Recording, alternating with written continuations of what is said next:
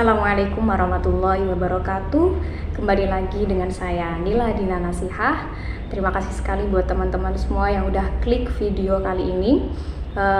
Hari ini kita akan membahas tentang analisis peran dan fungsi kurikulum. Langsung saja ke pembahasan. Yang pertama, ada 3 pembahasan di sini: pengertian dari kurikulum, peran kurikulum, dan juga fungsi kurikulum. Yang pertama, pengertian kurikulum. Dalam pengertian sederhana, kurikulum ini dianggap sebagai sejumlah mata pelajaran atau subjek yang harus ditempuh oleh seorang siswa dari awal sampai akhir program pelajaran untuk memperoleh ijazah. Sedangkan dalam pengertian lebih luas, kurikulum ini mencakup semua pengalaman belajar atau learning experiences yang dialami siswa dan mempengaruhi perkembangan pribadinya. Yang kedua, kita membahas tentang peran kurikulum. Kurikulum ini memiliki peranan yang sangat strategis dalam pencapaian tujuan pendidikan. Terdapat 3 peranan kurikulum yang dinilai sangat penting. Yang pertama, peranan konservatif. Yang kedua, peranan kritis dan evaluatif. Dan yang terakhir, peranan kreatif. Ketiga peran ini harus berjalan seimbang dan harmonis untuk mencapai tujuan pendidikan secara optimal. Pelaksanaan ketiga peranan kurikulum menjadi tanggung jawab semua pihak yang terkait dalam proses pendidikan. Kita bahas satu-satu, yakni ada peran konservatif. Peran konservatif yakni mempertahankan keadaan, di mana memiliki pengertian bahwa peran konservatif kurikulum merupakan melestarikan berbagai nilai budaya sebagai warisan masa lalu, dikaitkan dengan era globalisasi sebagai akibat kemajuan ilmu pengetahuan dan teknologi yang memungkinkan mudahnya pengaruh budaya asing menggerogoti budaya lokal. Maka peran konservatif dalam kurikulum memiliki arti yang sangat penting. Melalui peran konservatifnya atau mempertahankan keadaannya, kurikulum berperan dalam menangkal berbagai pengaruh yang dapat merusak nilai-nilai luhur masyarakat, sehingga kearifan dan identitas masyarakat akan tetap terpelihara dengan baik. Yang kedua, di sini ada peran kritis dan evaluasi. Peranan kurikulum ini tidak hanya mewariskan nilai dan budaya yang ada atau menerapkan hasil perkembangan baru yang terjadi, melainkan juga memiliki peranan untuk menilai dan memilih nilai dan budaya serta pengetahuan baru yang akan diwariskan tersebut. Dalam hal ini, peran kritis dan evaluatif kurikulum turun aktif berpartisipasi dalam kontrol dan filter sosial, sehingga kurikulum berperan dalam menyeleksi dan mengevaluasi segala sesuatu yang dianggap bermanfaat untuk kehidupan anak didik. Yang ketiga, ada peran kreatif. Kurikulum ini harus mampu menjawab setiap tantangan sesuai dengan perkembangan dan kebutuhan masyarakat yang cepat berubah. Dalam peran kreatifnya, kurikulum ini harus mengandung hal-hal baru, sehingga dapat membantu siswa untuk dapat mengembangkan setiap potensi yang dimilikinya agar dapat berperan aktif dalam kehidupan sosial masyarakat yang senantiasa bergerak maju secara dinamis. Kurikulum ini harus berperan aktif, berperan kreatif, sebab manakala kurikulum tidak mengandung unsur-unsur baru, maka pendidikan selamanya akan tertinggal. Yang berarti apa yang diberikan di sekolah pada akhirnya akan kurang bermakna karena tidak relevan lagi dengan kebutuhan dan tuntutan sosial masyarakat.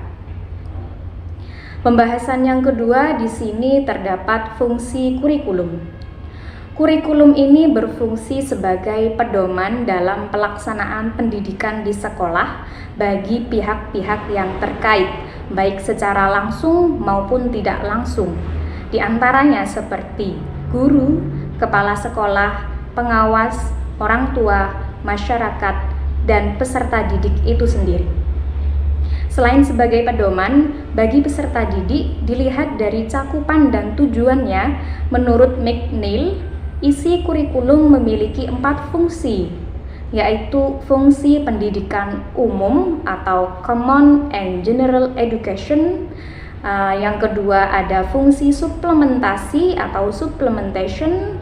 Yang ketiga ada eksplorasi atau exploration. Dan yang keempat ada fungsi keahlian atau specialization. Kita bahas satu-satu. Yang pertama ada fungsi pendidikan umum. Fungsi pendidikan umum yaitu fungsi kurikulum untuk mempersiapkan peserta didik agar mereka menjadi anggota masyarakat yang bertanggung jawab sebagai warga negara yang baik. Kurikulum harus memberikan pengalaman belajar kepada setiap peserta didik agar mampu menginternalisasi nilai-nilai dalam kehidupan, memahami setiap hak dan kewajiban sebagai anggota masyarakat dan makhluk sosial. Dengan demikian, fungsi kurikulum ini harus diikuti oleh setiap siswa pada jenjang dan level atau jenis pendidikan manapun. Yang kedua ada fungsi suplementasi, di mana setiap peserta didik memiliki perbedaan, baik dilihat dan perbedaan kemampuan, perbedaan minat maupun perbedaan bakat. Perbedaan minat kurikulum ini sebagai alat pendidikan seharusnya dapat memberikan pelayanan kepada setiap siswa sesuai dengan perbedaan tersebut. Dengan demikian, setiap anak memiliki kesempatan untuk menambah kemampuan dan wawasan yang lebih baik sesuai dengan minat dan bakatnya. Artinya, peserta didik ini memiliki kemampuan di atas rata-rata harus terlayani untuk mengembangkan kemampuannya secara optimal. Sebaliknya juga, siswa yang memiliki kemampuan di bawah rata-rata juga harus terlayani sesuai dengan kemampuannya. Fungsi yang ketiga ada fungsi eksplorasi. Fungsi eksplorasi ini bermakna bahwa kurikulum harus dapat menemukan dan mengembangkan minat dan bakat masing-masing siswa. Melalui fungsi ini, siswa diharapkan dapat belajar sesuai dengan minat dan bakatnya, sehingga memungkinkan mereka akan belajar tanpa adanya paksaan. Namun demikian, proses eksplorasi terhadap minat dan bakat siswa bukan pekerjaan yang mudah. Ada kalanya terjadi pemaksaan dari pihak luar. Misalnya, para orang tua yang sebenarnya anak tidak memiliki bakat dan minat terhadap bidang tertentu, justru mereka dipaksa untuk memilihnya hanya karena alasan-alasan tertentu yang sebetulnya tidak rasional. Oleh sebab itu, para pengembang kurikulum mesti dapat menggali rahasia keterbakatan anak yang kadang-kadang masih tersembunyi. Fungsi yang terakhir di sini ada fungsi keahlian atau specialization. Kurikulum berfungsi untuk mengembangkan kemampuan anak sesuai dengan keahliannya yang didasarkan atas minat dan bakat siswa. Dengan demikian, kurikulum harus memberikan pilihan berbagai bidang keahlian, misalnya bidang perdagangan, pertanian, industri, atau disiplin akademik. Bidang-bidang semacam itu yang diberikan sebagai pilihan, pada akhirnya setiap peserta didik memiliki keterampilan sesuai dengan bidang spesialisasinya. Untuk itu, pengembang kurikulum harus melibatkan para spesialis untuk menentukan kemampuan apa yang harus dimiliki setiap siswa sesuai dengan bidang keahliannya. Kemudian, dalam memperhatikan fungsi di atas, fungsi 4 tadi, maka kurikulum ini berfungsi untuk setiap orang atau lembaga yang berhubungan baik langsung maupun tidak langsung dengan penyelenggara pendidikan.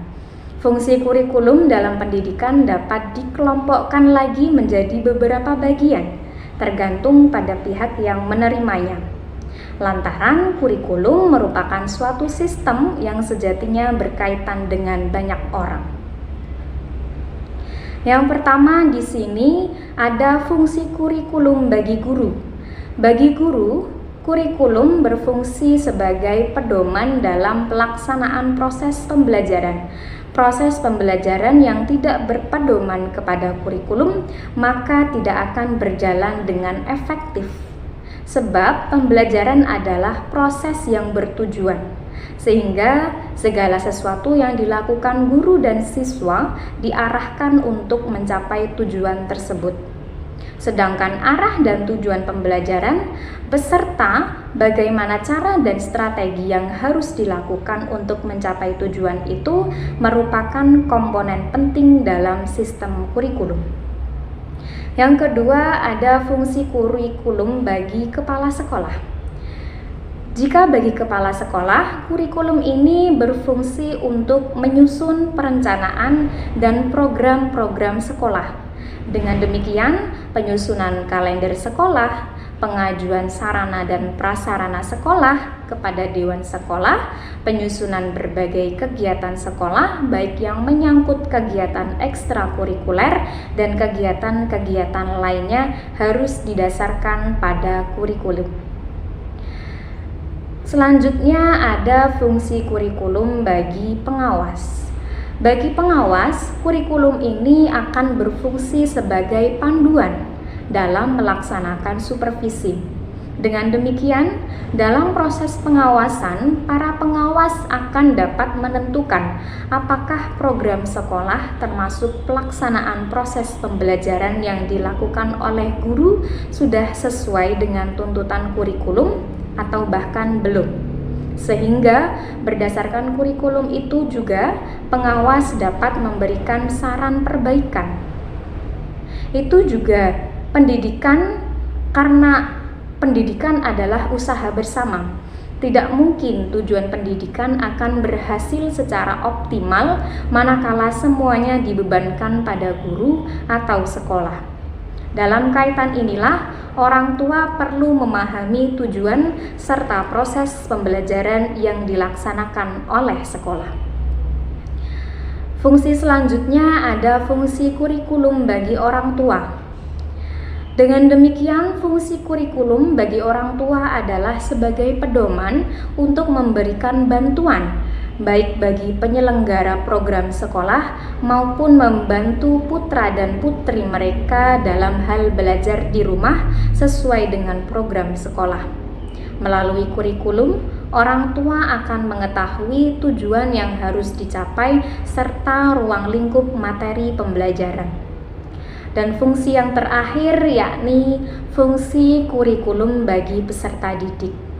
Bagi siswa itu sendiri, kurikulum berfungsi sebagai pedoman belajar. Melalui kurikulum, siswa akan memahami apa yang harus dicapai, isi atau bahkan bahan pelajaran apa yang harus dikuasai, dan pengalaman belajar apa yang harus dilakukan dalam mencapai tujuan pembelajaran. Baik, terima kasih semuanya. Inilah apa yang dapat saya sampaikan tentang analisis peran dan fungsi kurikulum. Sekian dari saya, berjumpa lagi pada video selanjutnya.